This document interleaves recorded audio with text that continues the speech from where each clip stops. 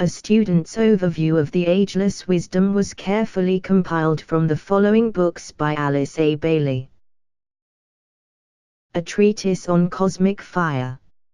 Esoteric Psychology, Volumes 1 and 2. Esoteric Healing. Esoteric Astrology. The Rays and the Initiations.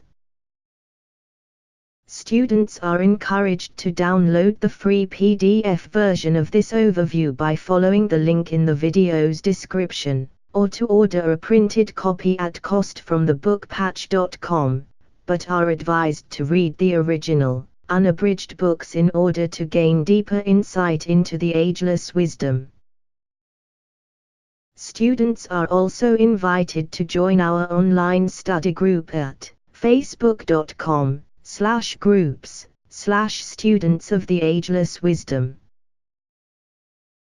Chapter 40, Esoteric Psychology Volume 2. The Dweller on the Threshold. There is a higher duality to which it is necessary that we refer. There is, for the disciples, the duality which becomes obvious when the dweller on the threshold and the angel of the presence face each other.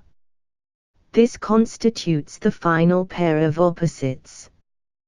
The dweller on the threshold is oft regarded as a disaster, as a horror to be avoided, and as a final and culminating evil.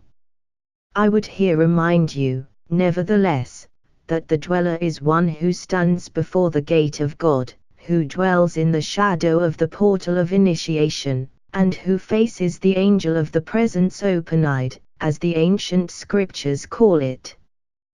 The dweller can be defined as the sum total of the forces of the lower nature as expressed in the personality, prior to illumination, to inspiration and to initiation. The personality per se is, at this stage, exceedingly potent, and the dweller embodies all the psychic and mental forces which, down the ages, have been unfolded in a man and nurtured with care. It can be looked upon as the potency of the threefold material form, prior to its conscious cooperation and dedication to the life of the soul and to the service of the hierarchy, of God, and of humanity. The dweller on the threshold is all that a man is. Apart from the higher spiritual self, it is the third aspect of divinity as expressed in and through the human mechanism. This third aspect must be eventually subordinated to the second aspect, the soul. The two great contrasting forces, the angel and the dweller, are brought together, face to face, and the final conflict takes place. Again, you will note that it is a meeting and battle between another and a higher pair of opposites. The aspirant, therefore, has three pairs of opposites with which to deal as he progresses towards light and liberation. The pairs of opposites faced upon the path of initiation. Upon the physical plane, the dense and etheric forces. These are faced upon the path of purification. Upon the astral plane, the well-known dualities. These are faced upon the path of discipleship.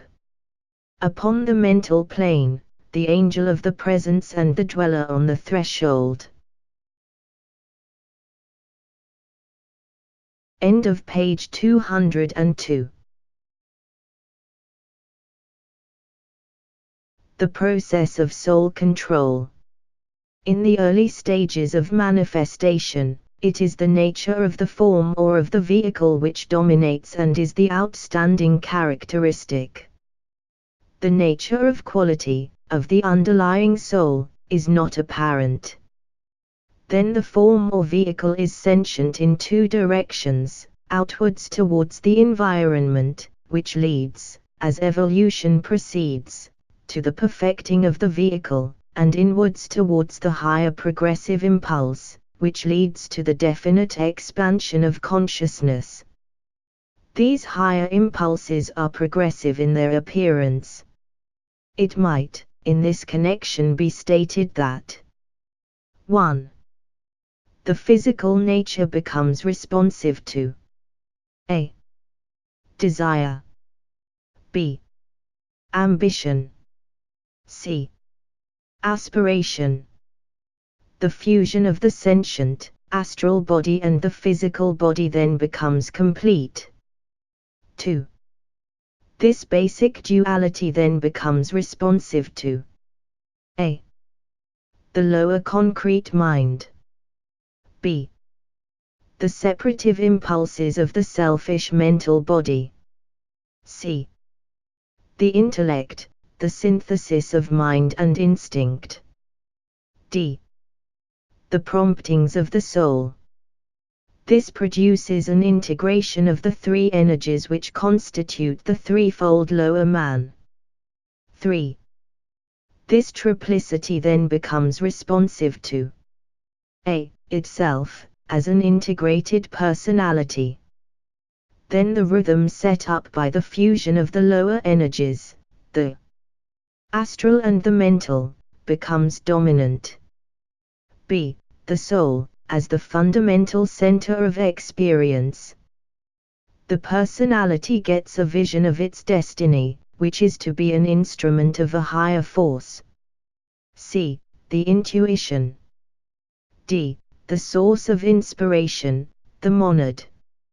A few students may get the symbolic significance of the process, if they grasp the fact that, in the earlier stages upon the evolutionary path, the monad is the source of the exhalation or of the expiration which brought the soul into being upon the physical plane, upon the path of return, with which we are concerned in the latter stage. The monad is the source of inhalation or of the inspiration.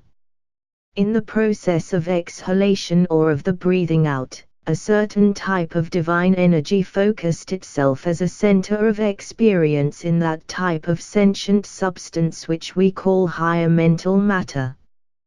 This eventually formed that aspect of man which we call the soul. In its turn, the soul continued in this process of exhalation or breathing out, initiated by the monad, or the one life. The energy thus sent forth forms centers of experience in the three worlds through the process of attractive appropriation of qualified material or substance. Through these centers, the needed experience is gained, the life process is intensified, the range of experience through contact with an ever-widening environment becomes possible, leading to successive expansions of consciousness which are called initiations in the later stages, when consciously undergone and definitely self-initiated. Thus the field of soul influence is steadily enlarged. Whilst this soul activity is proceeding, a paralleling activity in the material substance is going on, which steadily brings the negative aspect of matter or substance up to the positive requirements of the soul. The vehicles of expression, the mechanism of manifestation and the centers for experience improve as the consciousness widens and deepens. Man's origin and his goal remain largely unconsidered, and he is studied from the angle of this one short life, and from the point of view of his present equipment.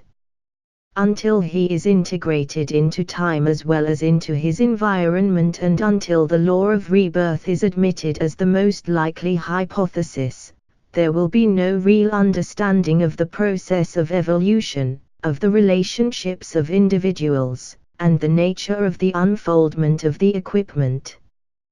There will be no true wisdom. Knowledge comes, as the individual.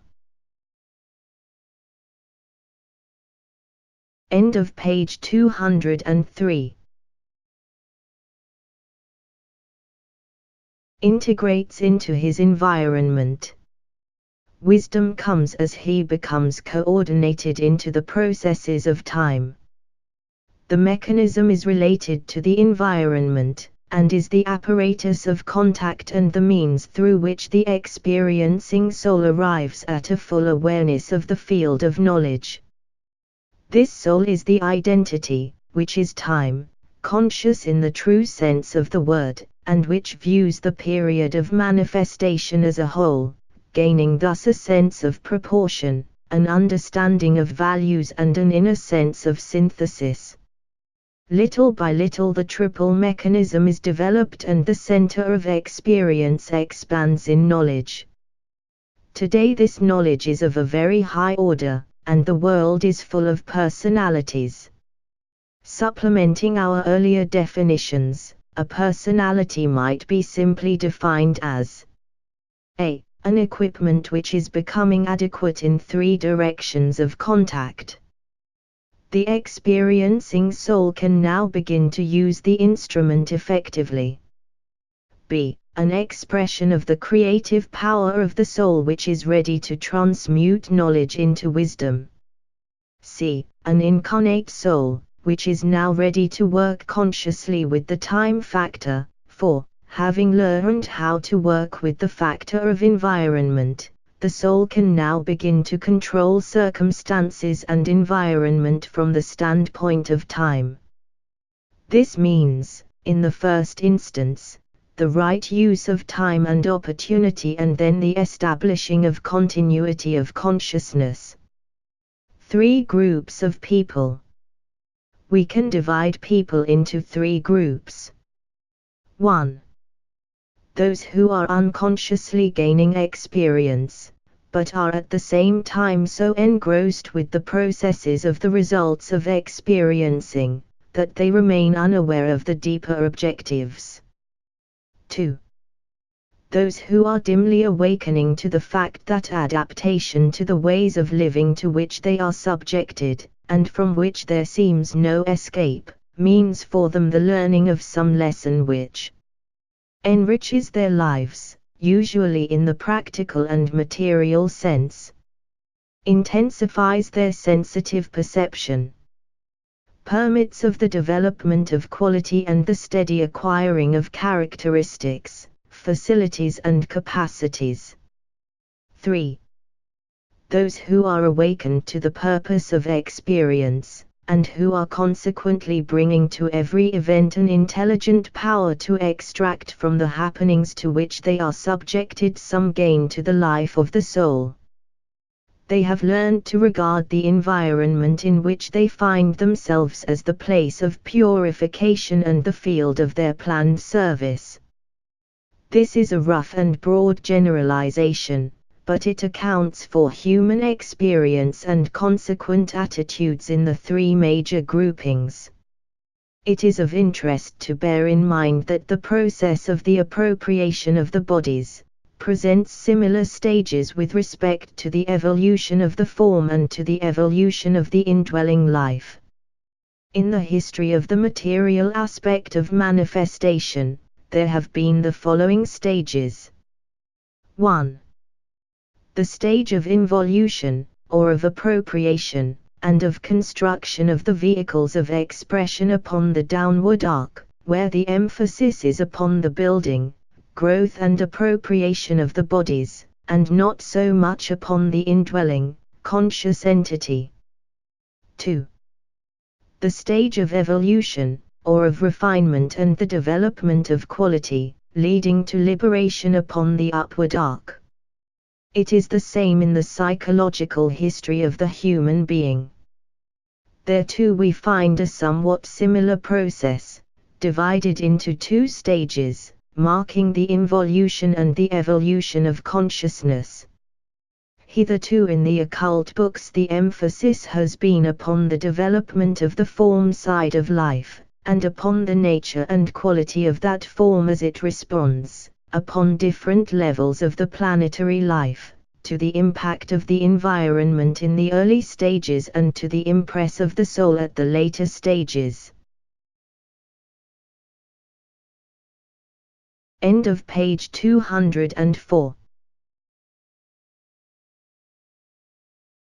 In this treatise with which we are now engaged, our primary aim is to point out the effect upon the soul of the experiences undergone in the bodies, and the process whereby the consciousness aspect of divinity is expanded, culminating as it does in what is technically called an initiation. Each of the two major divisions of this process, involution and evolution, could be divided into 6 definite expansions of consciousness. Those upon the upward arc differ from those upon the downward arc in objective and motive and in scope, and are essentially sublimations of the lower aspects of the unfoldment of consciousness.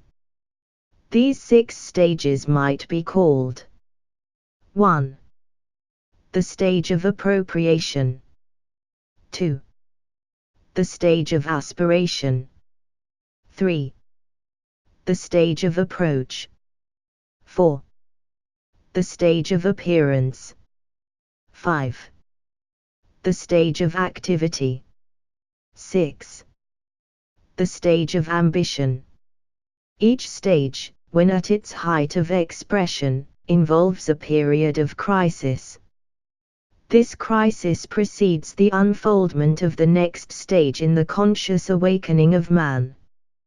We here are viewing man as a conscious thinker, and not man as a member of the fourth kingdom in nature. Ponder upon this distinction, for it marks the points of emphasis and the focus of the identification. In the first stage of appropriation, we have the soul or the conscious thinker, the divine Son of God, or Manasaputra, doing 3 things. 1. Consciously registering the desire to incarnate. This is the will to exist, or the will to be upon the physical plane. 2. Consciously focusing attention on the processes involved in the decision to make an appearance. 3. Consciously taking the necessary steps to appropriate the needed substance through which to appear, and thereby satisfy the demand for existence.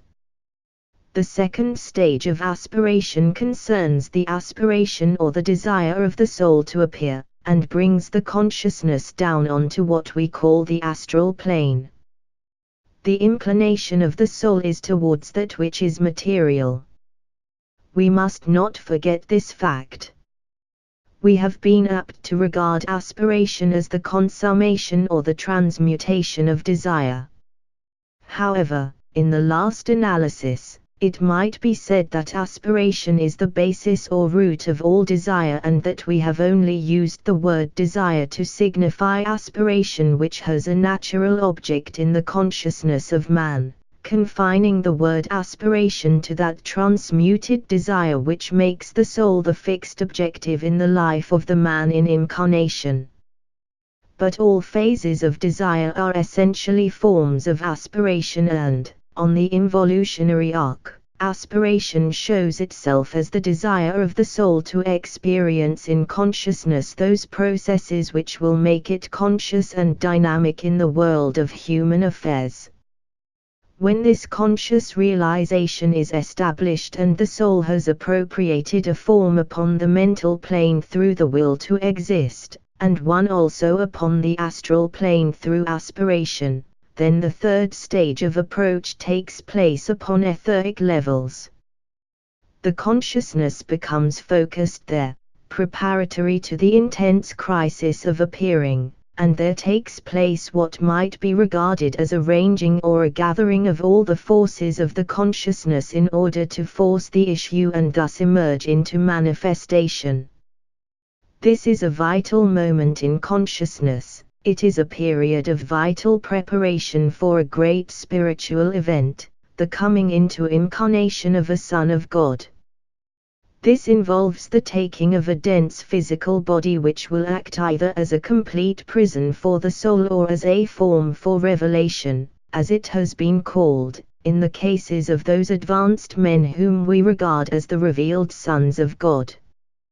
Then, when the gathering of forces during the stage of approach is consummated, the fourth stage takes place, that of appearance, and the man emerges into the light of day and runs his little cycle upon the physical plane, developing increased sensitivity in consciousness, through the medium of experience gained through the processes of life in a physical body.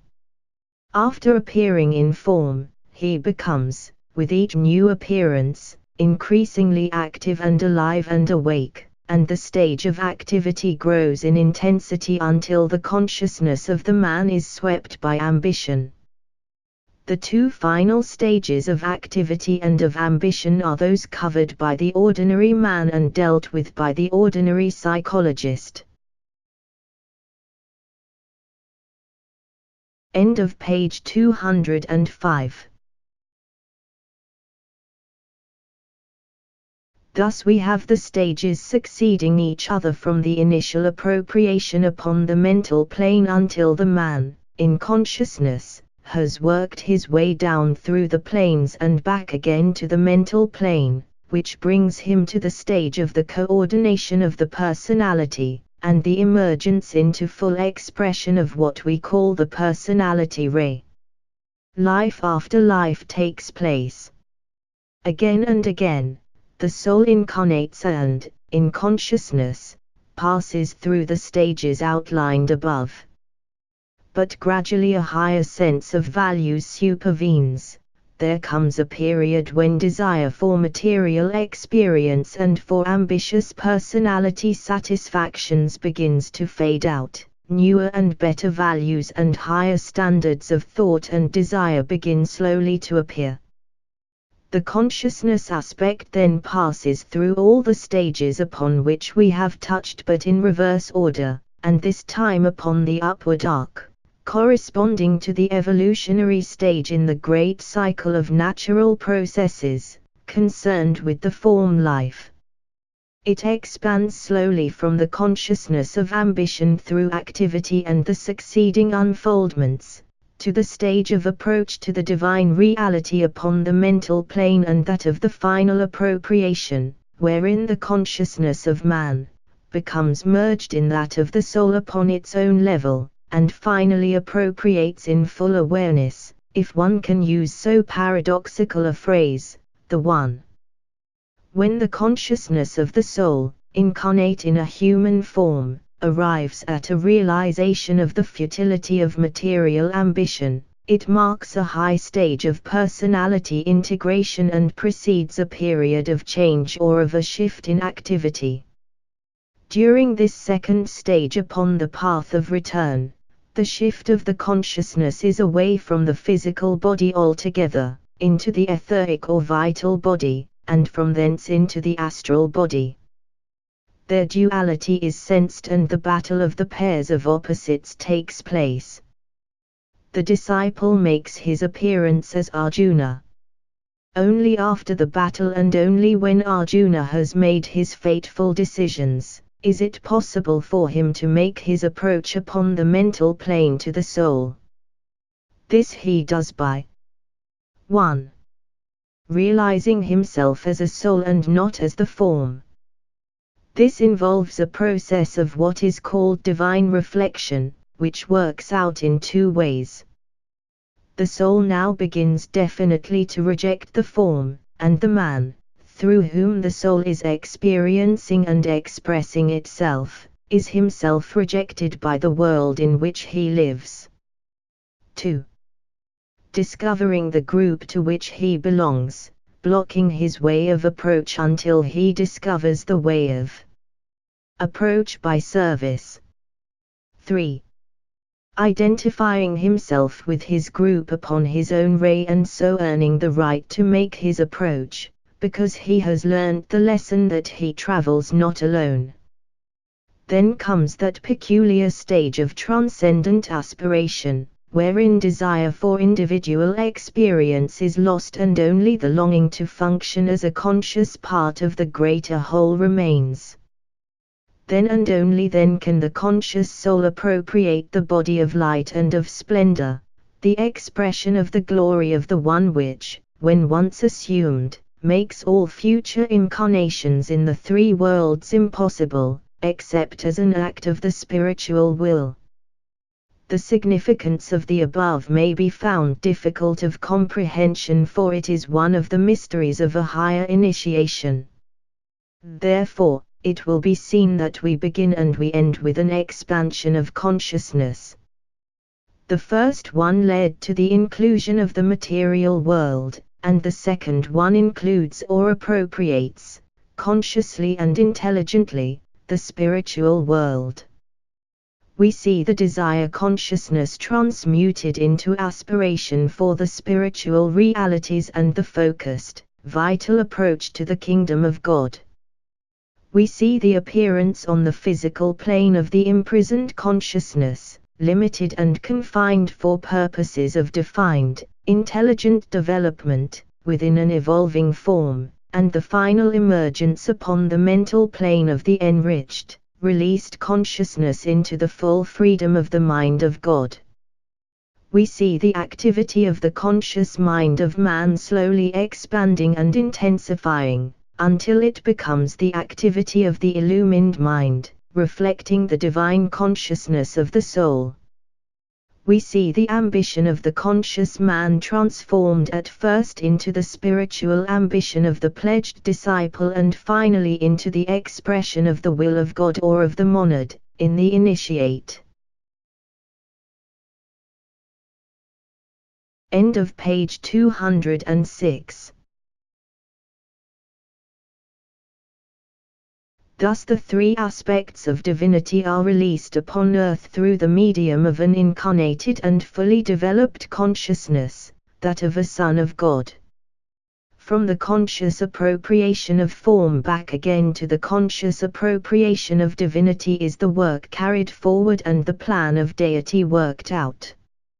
For the majority, the expert assistance of the modern trained educator and psychologist, the churchman or the physician, will suffice to give the needed aid, particularly when three happenings eventuate, which will inevitably be the case before so many decades have gone by. 1.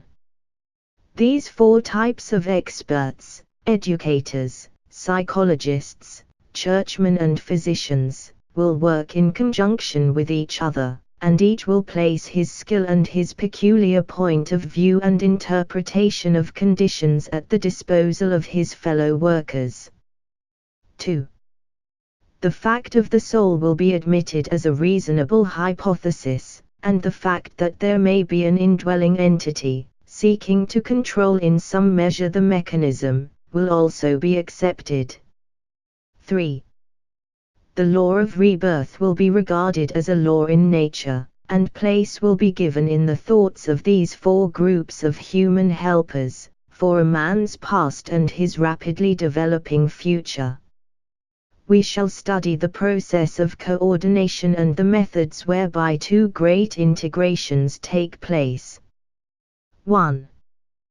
The integration of the personality, or the means whereby the consciousness of the person shifts out of one body into another, so that a definite expansion of consciousness takes place. Begins to be active in all the three personality vehicles simultaneously. 1. The integration of the personality and the soul so that the soul can function through any one body at will, or function through all the three bodies which constitute the personality simultaneously.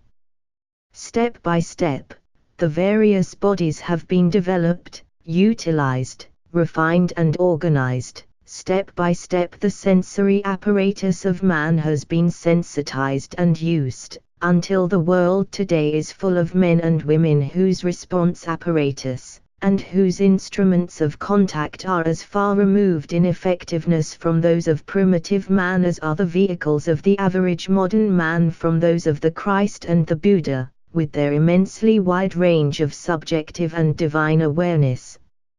Step by step, the unfoldment of the nervous system has paralleled that of the inner psychical apparatus, and the glandular equipment has faithfully reflected that of the great centers of force, with their interconnecting lines of energy. Step by step, the consciousness of man has shifted from 1. That of the purely animal, with its emphasis upon the natural physical appetites, into that of the vital, personal being, responding to the impacts of an environment which he does not intelligently understand but in which he finds himself. This is the primitive and so-called savage state of consciousness and lies far behind us today, in a distant racial history. This primitive stage saw the birth of that religious direction to which we give the name of animism. 2. That of a vital, primitive being into that state of consciousness which is colored almost entirely by desire for material satisfaction. This in time transmutes itself into that of an emotional response to the environing conditions, leading thus to an intensified wish life, a development of the imaginative faculty. It ends finally in the production of the mystic, with his aspiration, his sense of duality, and his reaching out after God, plus an intense devotion to an ideal of some kind or another. 3. That of the vital, emotional, desire emphasis and state of longing into that of a mental consciousness, intelligent, enquiring, intellectually sensitive, responsive to thought currents and reacting with increasing steadiness, vigor and sensitivity to the impact of ideas. 4. That of one or another of these states of consciousness, alternating in their emphasis, or predominantly active in some one or other of these lower aspects, to that of integrated personality, selfishly occupied with self-emphasis, self-interest, self-expression, and so demonstrating as a great or intrepid individual, demonstrating power and purpose in a world which he exploits for his own selfish ends. When this stage is reached, the focus of the life is predominantly material, and the man is ambitious, effective, and powerful. Yet there slowly arises in him a divine discontent. The savor of his life experience and enterprises begins to prove unsatisfactory. Another shift in consciousness takes place, and he reaches out, at first unconsciously and later consciously, to the life and significance of a dimly sensed reality. The soul is beginning to make its presence felt, and to grip in a different sense than hitherto, and in a more active manner, its vehicles of expression and of service. End of page 207. Little by little, the consciousness of the third aspect of divinity is coordinated with that of the second, and the Christ consciousness is aroused into activity through the medium of experience in form. Man begins to add to the gained personality experience of the three worlds of human endeavor, the intuitive spiritual perception which is the heritage of those who are awake within the kingdom of God. Paralleling this development of the consciousness in man is the evolution of the instruments whereby that consciousness is brought en rapport with a rapidly expanding world of sensory perception, of intellectual concepts and of intuitive recognitions. With the development of this form aspect we will not concern ourselves, beyond pointing out that, as the consciousness shifts from one body to another and its range of contacts, therefore, steadily expands, the centers in man's etheric body, 3 below and 4 above the diaphragm, are awakened in 3 major stages, though through the medium of many smaller awakenings. 1. They begin to develop from that of the closed bud to that of the opened lotus. This takes place during the period of ordinary evolution. 2. The petals of the lotus become vibrant and alive. This is the stage of personality integration. 3. The heart of the lotus, the jewel in the lotus, also becomes actively alive. This is the period of the final stages upon the path. This process of unfoldment is itself brought about by 5 crises of awakening, so that we have a threefold process and a fivefold movement. 1. The centers below the diaphragm are the controlling and dominant factor. The stage of dense materiality, of lower desire and of physical urges in full expression. This was carried to its higher point of development in Lemurian times. The sacral center was the controlling factor. 2. The centers below the diaphragm become fully active, with the major emphasis in the solar plexus center. This center eventually becomes the great clearing house for all the lower forces and marks the period of the shift into a higher body, the astral body. This was characteristic of Atlantean racial development. 3. The awakening of the throat center and the shift of much of the lower energy into the throat activity. The ajna center also begins to become active, producing integrated and creative personalities. This stage is characteristic of the present Aryan race. 4. The awakening of the heart center and the shift of the solar plexus energy into that center, thus producing groups and the entrance of a new and fuller sense of spiritual energy. The shift of emphasis is then into those states of awareness which reveal the kingdom of God. The fifth kingdom in nature becomes creatively active on earth. This will be characteristic of the consciousness of the next great race. 5. The awakening of the head center, with the consequent arousing of the Kundalini fire at the base of the spine. This leads to the final integration of soul and body, and the appearance of a perfected humanity upon earth. This will express the nature of the final race. End of page 208. End of chapter 40.